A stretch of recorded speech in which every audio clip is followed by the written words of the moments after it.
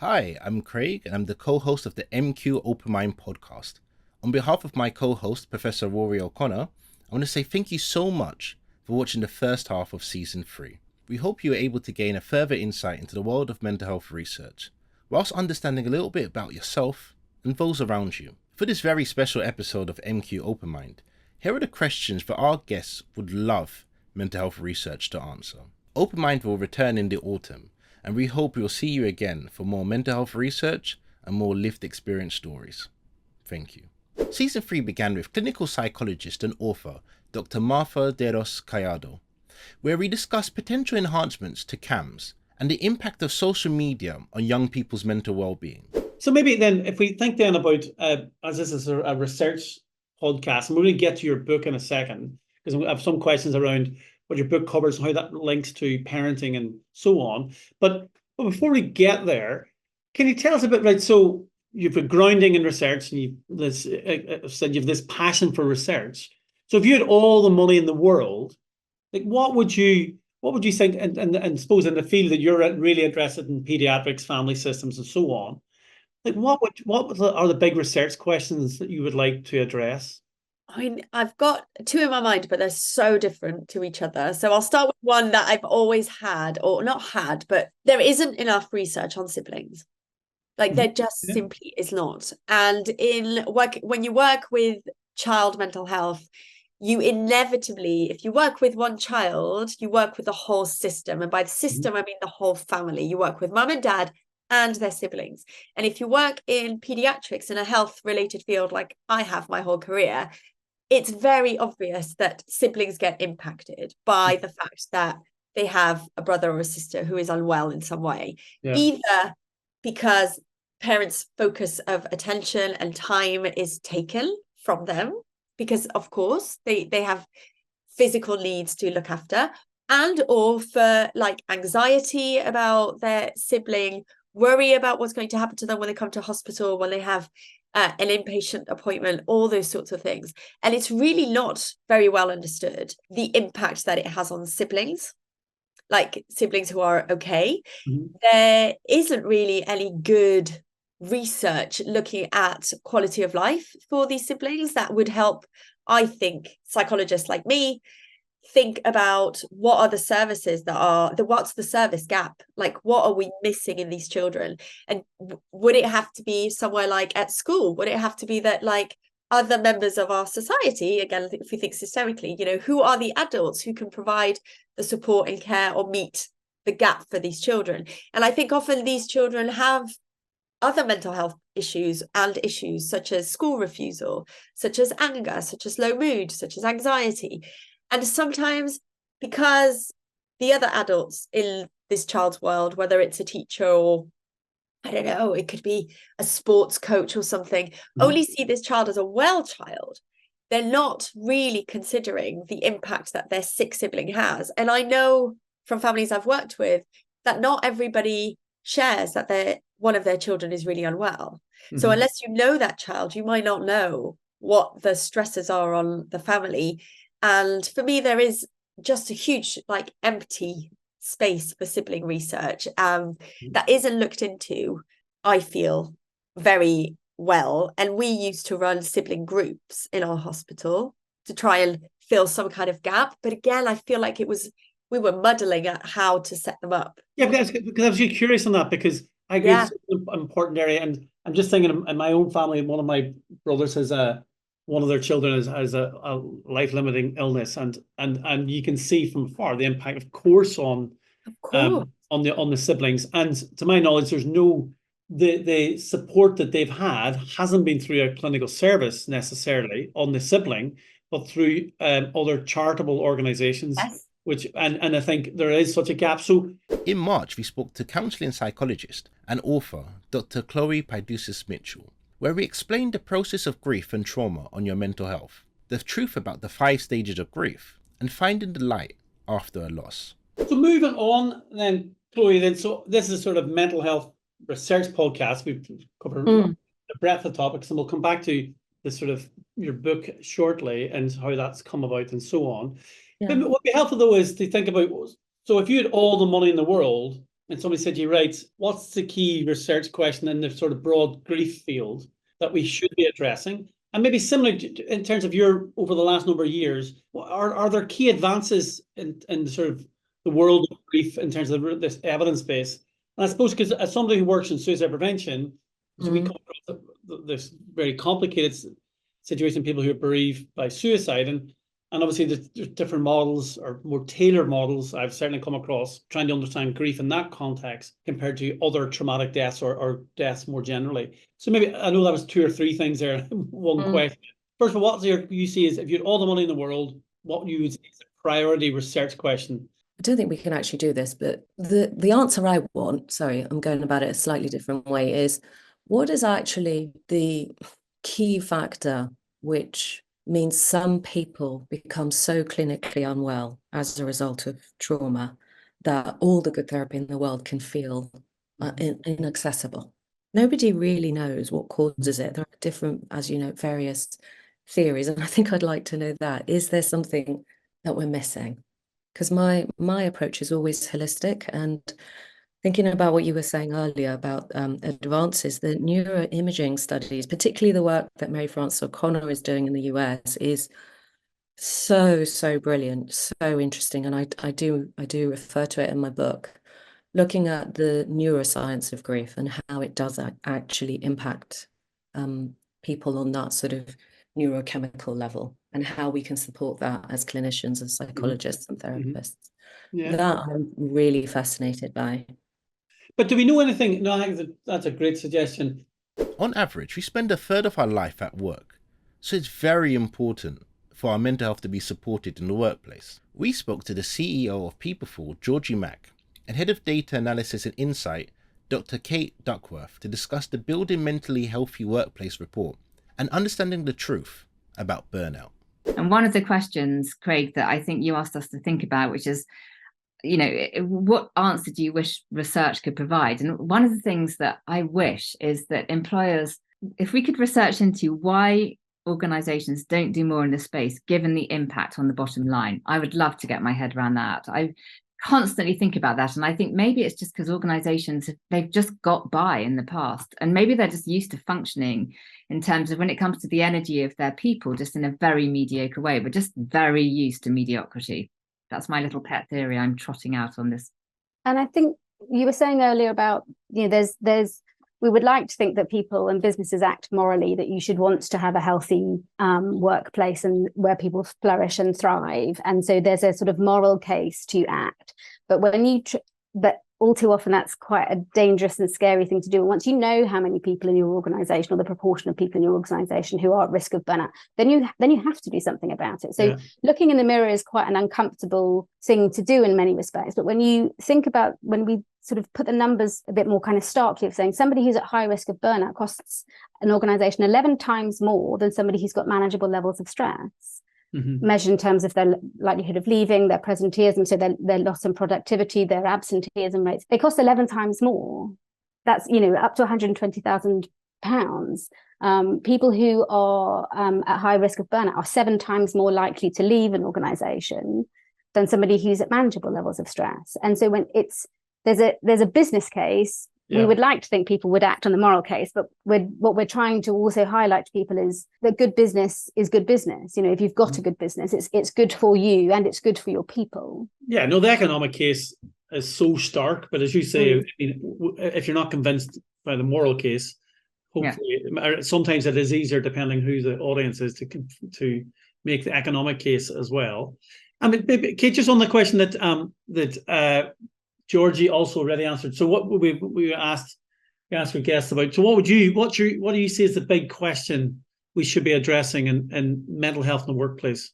It's almost the kind of the flip side of that. It's the valuing of good research. It's measuring it properly and robustly and with valid assessments, and not just gathering data for data's sake, but gathering good data that will help you to understand what's happening in an organization, and being able to use that rather than just tick box exercises of make them fill in this and make them fill in this, because employees don't want to fill in 101 different questionnaires if nothing's going to change. People know when workplaces are difficult, and it's really tackling those kind of issues, but it's more, I think the reverse of it, that people to value. I mean, I would say that I'm a data geek, right? So the research matters, and measuring it over time and seeing how it changes and understanding it properly is the way we advance our understanding, and having a good solid evidence base. I think that's a really positive message, and a really important one. And Dave, one of the things that I take from your conclusions in the report is, you've a bolded headline, which is the good news is that by monitoring the data, doing all this analysis, then you've got the employers can do so much to solve it. So it's not as if it's a powerless situation. It's economically makes sense, and it's within that domain, that control of organizations. To discuss the Mental Health Act and his work at the NHS, we spoke to Regius Professor of Psychiatry at King's College London, Professor Sir Simon Resley, who also explored the process of reviewing mental health legislation and his research on Gulf War veterans. In terms of the unanswered questions, though, because we're a research podcast, so I'm keen to see what don't we know that you wish we did know? Well, I think what we don't know, we won't know, was because the first I'd heard about the war was in 1991. The first it'd been in the press, but the first time, I'd met anyone and spoken about to them was in 1994. Already 3 years had passed, and we didn't start the research until 95-6. And there were no records. The records keeping was awful. Wasn't electronic in those days. So the first thing I would have said is, for God's sake, keep records. Don't get rid of records, which they did, and that led to all sorts of conspiracy theories. And I think that there will be this gap in knowledge that won't be filled. I mean, we eliminated a lot of possibilities, but we were left with a smaller number, which will never be sorted out now. And the other thing was how research was so important was that we were able the next time to kind of show very early on what wasn't happening. There wasn't an increase in cancer. The vaccines in the end, although a lot of suspicion was on them for good reasons, in the end, because we gave the same vaccines in Iraq, were safe. Short-term side effects, but didn't create long-term illness. And other kind of potential villains we were able to eliminate. And so it was then the main focus ended up being on mental health, the psychological and emotional cost to people, families, etc. Because the other issues had either not arisen, or we had the requisite data to say, look, this isn't what's happening. And there was no repeat of Gulf War syndrome. There was no Iraq War syndrome. And to this day, that's, fascinating. Yeah, absolutely. Although when we told the military this, I remember General Sir Mike Jackson, who was a very famous figure then, I said, we showed him the data, said, so history has not repeated itself. There isn't an Iraq War syndrome. He said, excellent. So we did our job. Well done, chaps. Stood up and left. And I was about to say, isn't that interesting? Wouldn't you like to know why? It'd gone. Yeah, they're not curious about those things. He just wanted to make sure that it hadn't happened on his watch. And you've given them them the right answer. And we're giving him the right answer, absolutely, yeah. And they're great for things like that, because when we found, for example, that the reserves were getting more mental health problems than the regulars, we told them this is what we'd found. We had it accepted in the Lancet, so we gave them a copy in advance, because politicians, everybody hates being sandbagged on the day. Yeah. So look, this is the paper. It's coming out in 6 weeks' time. And they said, okay. And then, so we then had, did all the morning press conferences, which I have to say I like. And then I can't remember who the Secretary of State was. Anyway, one of them stood up in the afternoon, welcomed new research from King's College, and announced, and we're going to open a new program of mental health support for reservists. And you don't get that response in the NHS. You've never had that in your career. You published a paper in the morning, and in the afternoon they say, right, sorted. This is what we're going to do, gentlemen. It always was gentlemen, by the way. My God, if everything was as easy as that. I know. Yeah. But then when they don't want to do something, nothing will persuade them to do it. Yeah. In April, we spoke to the head of the School of Academic Psychiatry, Professor Alan Young, where he explained the common misconceptions about mood disorders and how jet lag can affect your mood. I think, you shouldn't be looking at drugs or pharmacotherapy on their own. They should always be combined, or at least controlled for studies. So what you might call the psychotherapeutic or the psychological approach in bipolar disorder is extremely important. The best evidence, in my view, treatment is what's called psychoeducation. And that's really, I mean, that originally came from other branches of medicine. I think it originally started in TB treatment, but as did many psychotherapies. But the psychoeducation was pioneered by the Barcelona group, by Colom and Vieta. Interestingly, there's a number of psychoeducational sessions that look at the nature of the illness, triggers, early warning signals, physical health, and so on and so forth. This has been shown to reduce relapse rate over a prolonged period. It's actually been shown to improve adherence to medication. One of the interesting wrinkles is that it's much better in a group format, which I think can be online. The work was all done before all the groups went online. And that's because it's not all about a didactic delivery of information, because in, of course, the group, people will get challenged by other people with lived experience. So in one of our groups, there was someone said, well, I just don't think bipolar disorder is a proper illness. I'm not taking these meds, And we very often find that the first few years, and sometimes tragically longer than that, of the illness, people deny they want to, not have it because they, it's somehow intangible, except when they get ill. But one of the other members of the group said, well, I'm bipolar, but I'm also HIV positive, and I'm on medication for that.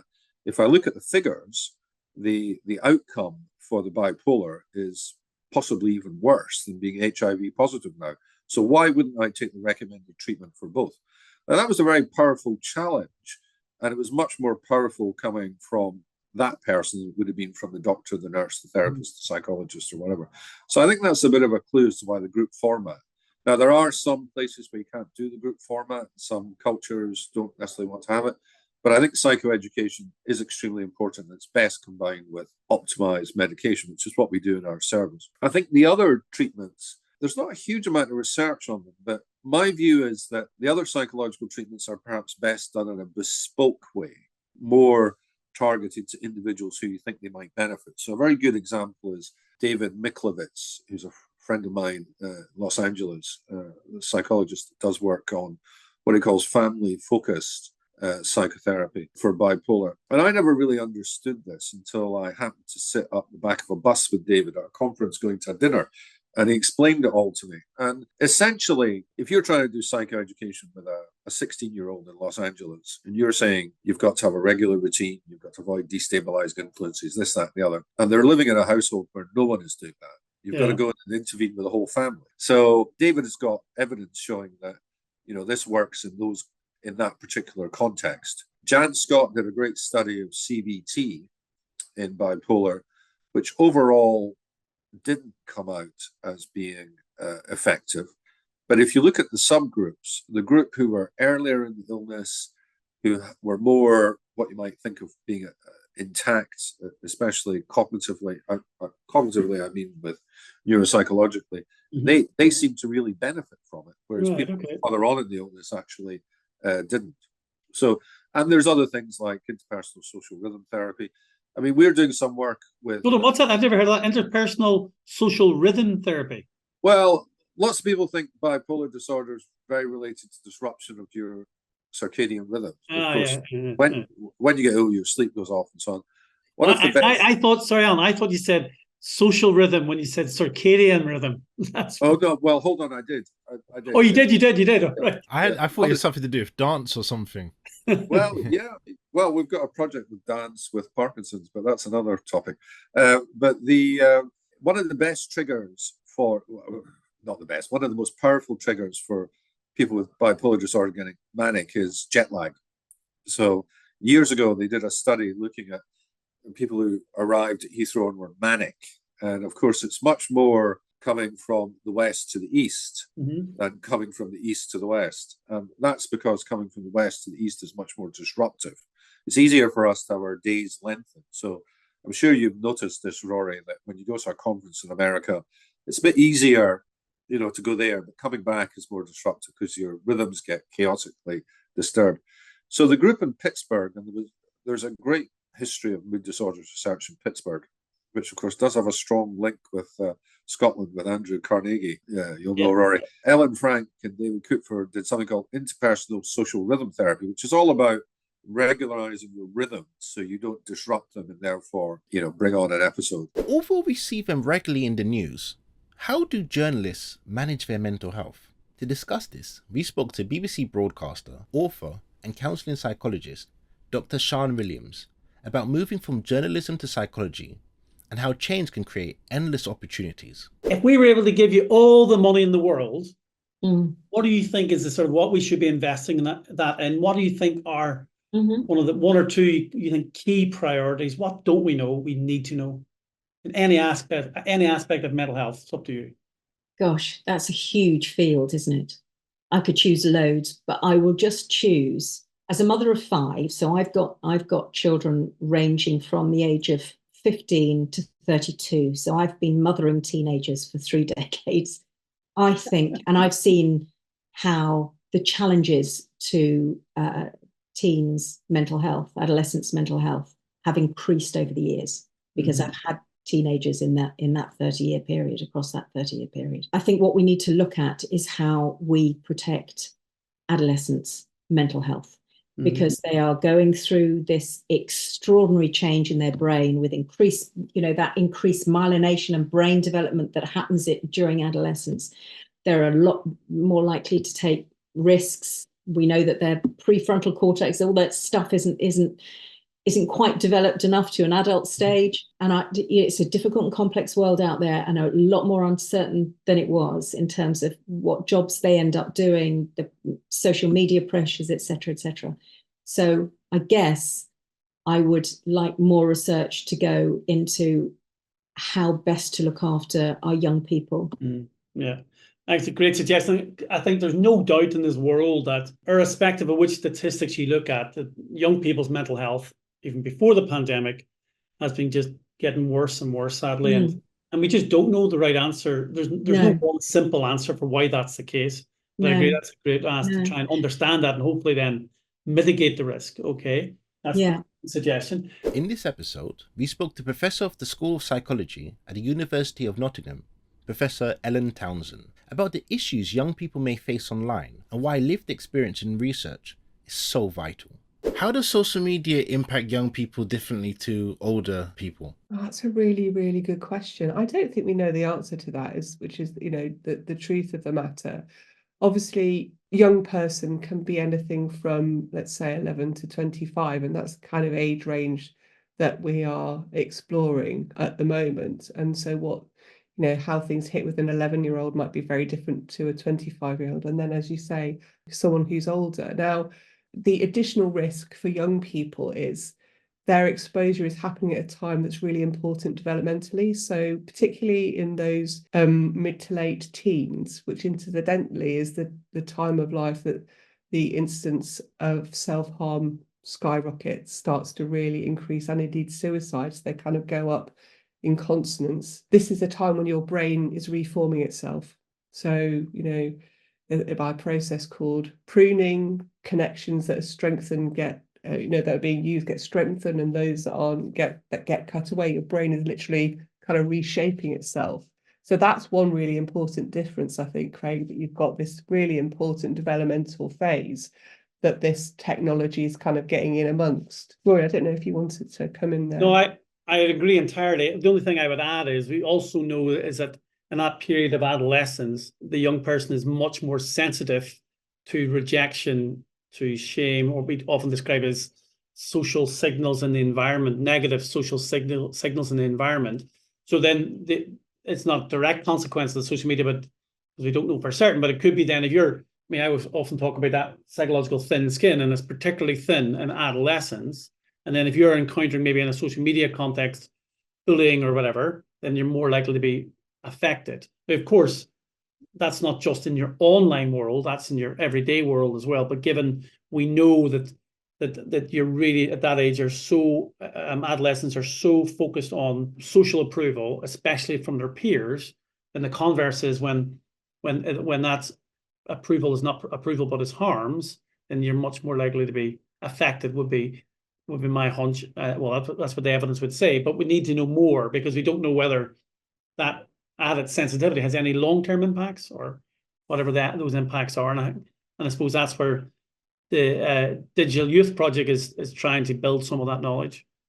But great I question. think it's a really important point, especially about the kind of the peer impacts as well. So we know that under risky conditions, adolescents will behave very differently than adults if peers are present. It's not an effect that we see in older adults, but for adolescents, they would rather do something as a risk to their health or their psychological well-being to avoid the social risk. So there's that kind of important dimension to it as well. To discuss the impact of services for children's mental health, we spoke to Professor Helen Minnis, who also explained how to support families before children are neglected and abused. So we always ask everybody this question as well, is, so before we get to take homes, so if you had sort of all the money in the world type thing, what would you prioritize? What do you think is a big question we should be trying to answer?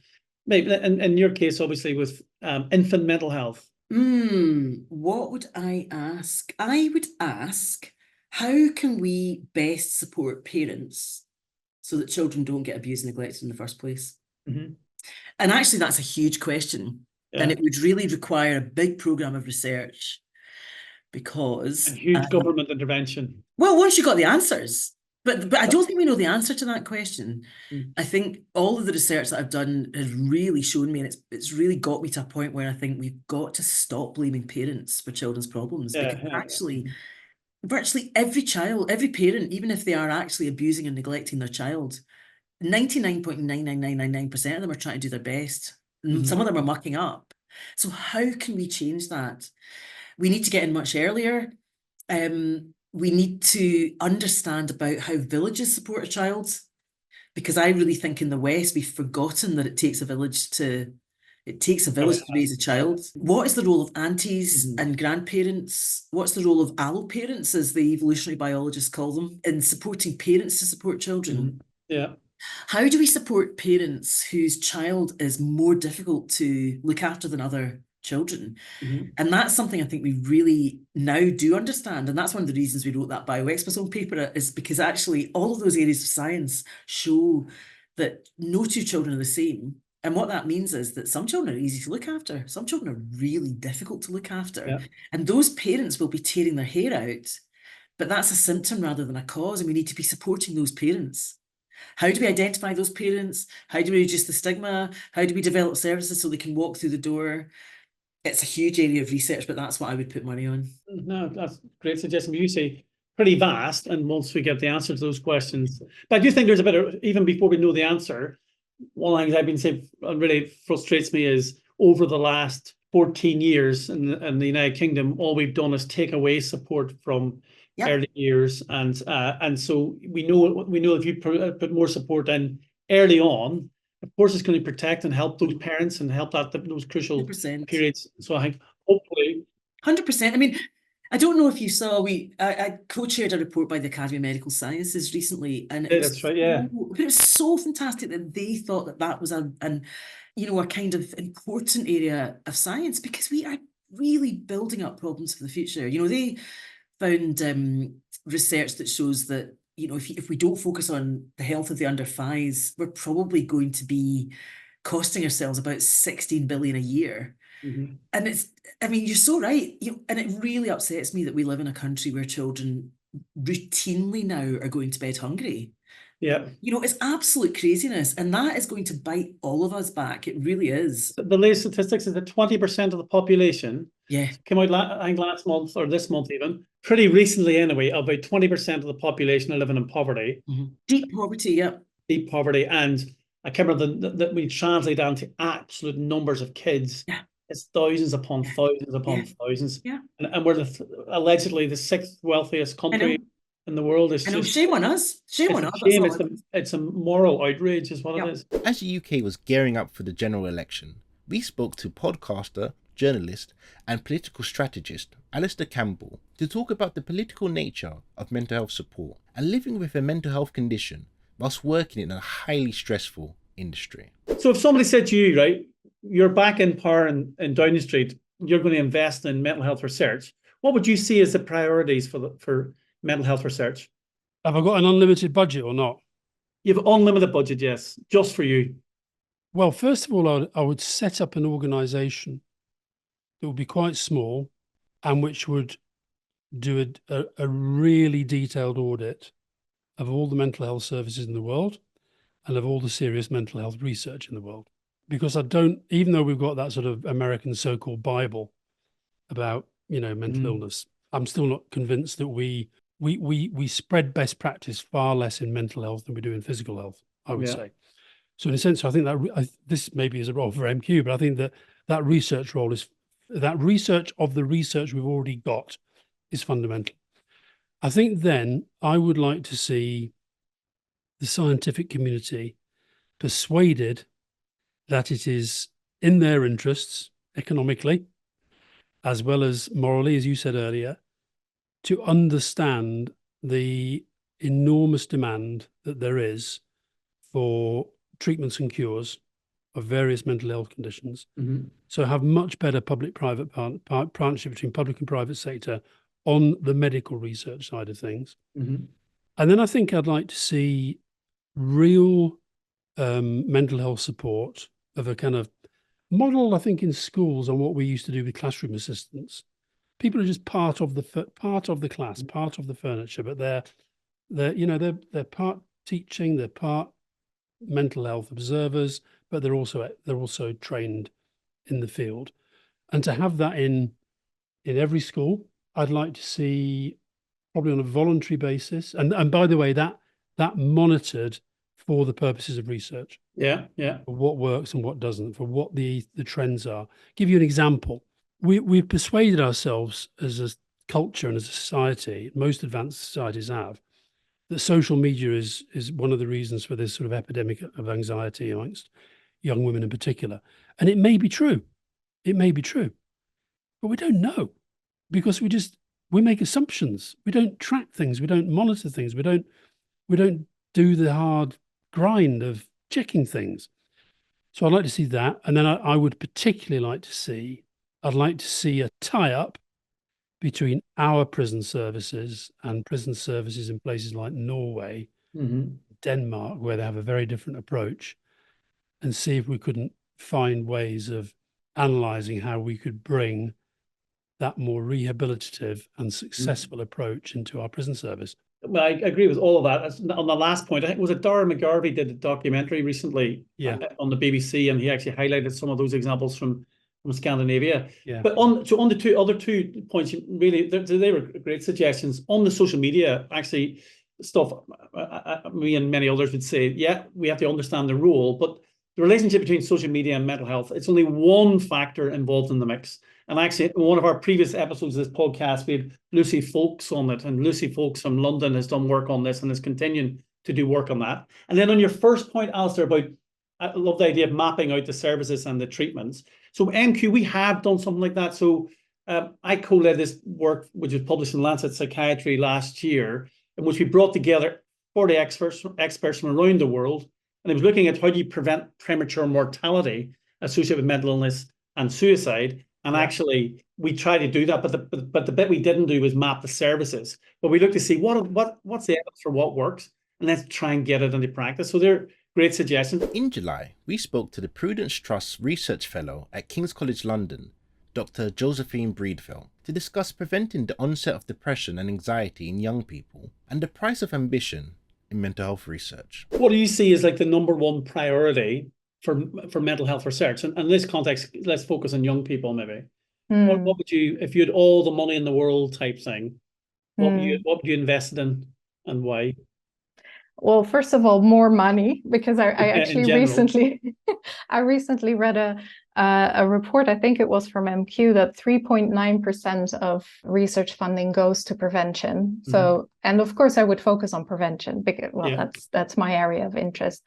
So if I had all the money and all the funds in the world, I would really try to understand how do kind of individuals respond to preventative interventions and how do they work? Can we better understand, okay, we offer someone an intervention or an approach, but what actually makes it effective for this person? What are the processes that change during these interventions? And then a bit more of another more lofty aim is then to have sustainable effects. So to understand how we can get these approaches to kind of last longer, and also sustainable implementation. So how can we actually get some of the approaches that may work or don't work, which we will hopefully find out that kind of personalization earlier, but how can we get these approaches implemented? Because I'm surprised that sometimes when I speak to colleagues, there's still some hesitancy around where do we actually deliver preventative interventions and what is the most optimal framework for doing that. So I'd be really interested in finding a solution for that. And what's your, so thinking out settings then, so what's your hunch though, an informed hunch, where would you think, sir, where would we get our best bang for a buck? Which setting would be most optimal? Yeah, I think so. One setting is online, but I think from what from my conversations, I think schools is probably a good place to get prevention. But the challenge is kind of when you go 18 to 25, the young adult group, where do you go there? So it has to be a multitude of ways. So schools, maybe for children who are in schools up until that age, and then for young adults, we can think of universities, but also online, workplaces. So I don't have like the one, and I think that's also the challenge with prevention. It's kind of in many settings in a way. But if you think about the literature, the mental health literature, and I'm thinking about it from the sort of suicide, self-harm side where we work in, and we know lots about mental health up to your teens and 18s, like up to 18, say. And then there's this big gap, actually. There's this huge gap in our knowledge and understanding, really in-depth work on that 18 to 25, 18 to 30. And actually, a few years ago, we did a national survey in Scotland, and it was the first of its kind ever. And I don't think a similar study has ever been conducted in England, even, trying to map the mental health of young adults. Now, there's, as we know, then in the UK, in England and Wales, you've got the adult psychiatric morbidity survey, whatever, every 7-8 years, whatever it is. But that's not large enough for you to get a fine-grained understanding of young people because it's across the lifespan. So yeah, no, I agree. It's a huge gap actually in our knowledge and understanding.